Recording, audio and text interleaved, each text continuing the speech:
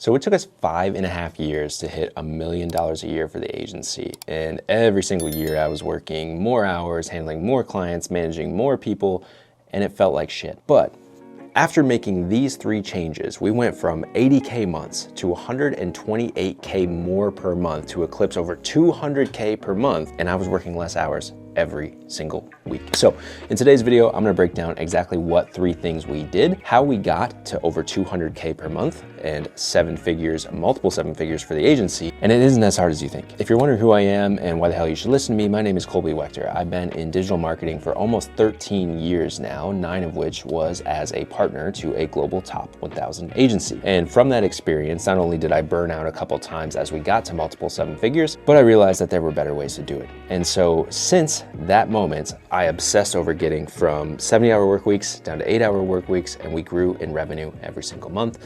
And now I am the founder of Autonomy Agency, helping agency owners do the exact same thing, working 30 hours per week or less.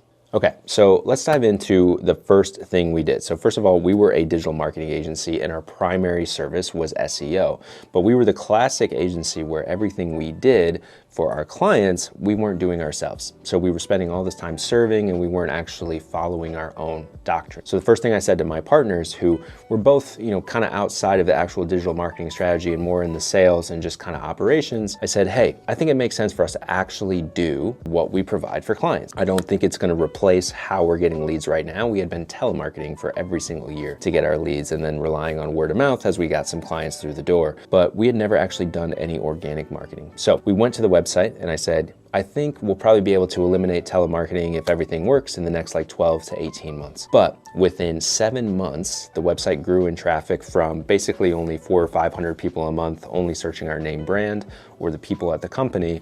We got it to 2,400 people a month. And just that alone got us 10 to 20 qualified leads every single month that we were actually speaking to. Not total leads, we would get probably 5 to 10 forms every single day, but only 1 or 2 of them would be qualified because if you have a website, you know how much you get spammed. But out of those 10 to 20, we were closing at a pretty high percentage. We were anywhere between 35% and 55% depending on each given month. But here's a little secret. We didn't actually double our client roster in this time. That's not how we got from 80K per month to 208K per month in 12 months. What we actually did was we looked at our existing clients and said, are we getting enough value out of these people? And to know if we got enough value out of these people, what we had to do was categorize them into one of 4 categories. So I call this categorizing the client quality matrix. And really what you're doing here is you're putting clients into 4 buckets. One bucket is, are they low paying, high maintenance? Are they low paying, low maintenance?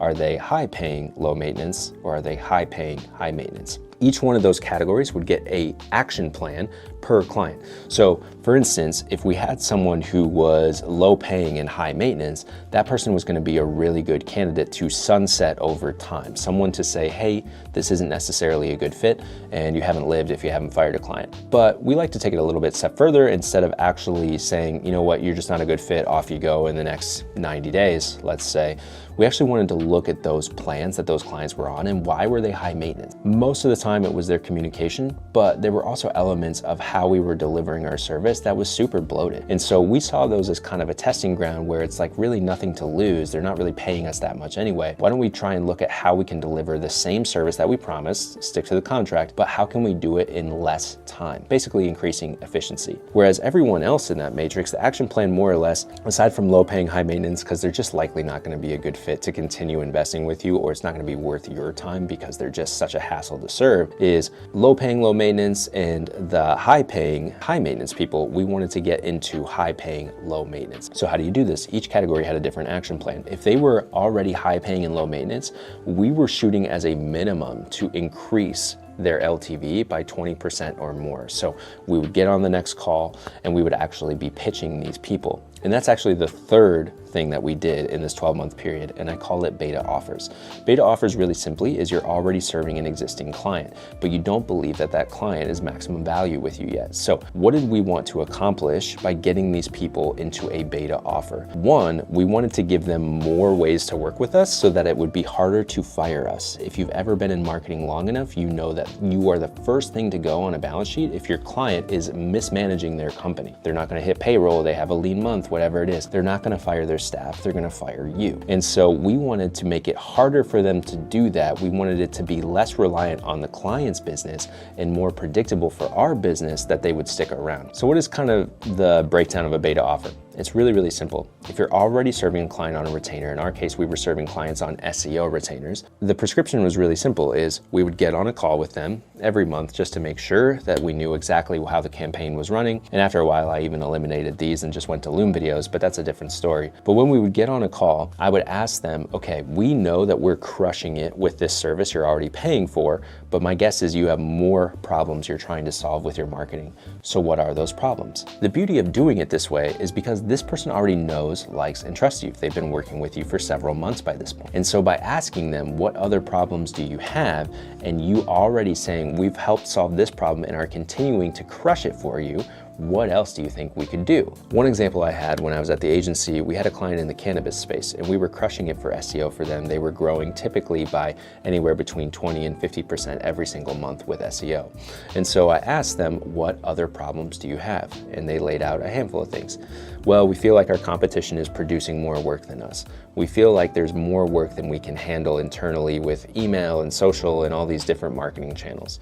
And basically those two things, then I said the following script, and you can say the exact same thing as well. If there were a way for us to solve those problems for you, and we didn't put those into a proposal, we just put them into, say, a deck to see how would we solve that problem for you, and let's call it a beta program, would that be something you'd want me to work on? They will say yes every time. They feel the pain of the problem, they trusted in you to tell you what the problem was, and now you're saying, what if I came up with a solution and we'll just see if it's the right call. I'll leave one in the description down below as a template that I personally use for this cannabis client as an example. They were paying us $47.50 per month for just SEO, but by adding multi-level marketing, by adding multi-channel, let's call it, in terms of they wanted a little bit of help with email, they wanted a little bit of help with social, and they definitely wanted some more consulting. Throwing those all in together in a single slide deck with a very simple promise got them from $47.50 a month to $14.750 a month,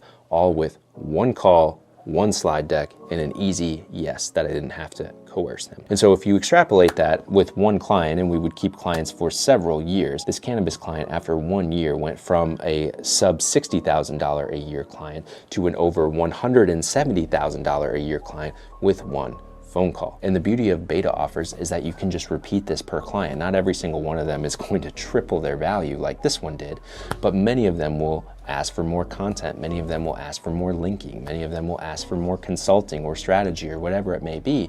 And you can upcharge for this, and it's not difficult because you already know it's the problem, and because you've already been working with them, they'd rather work with you than someone new.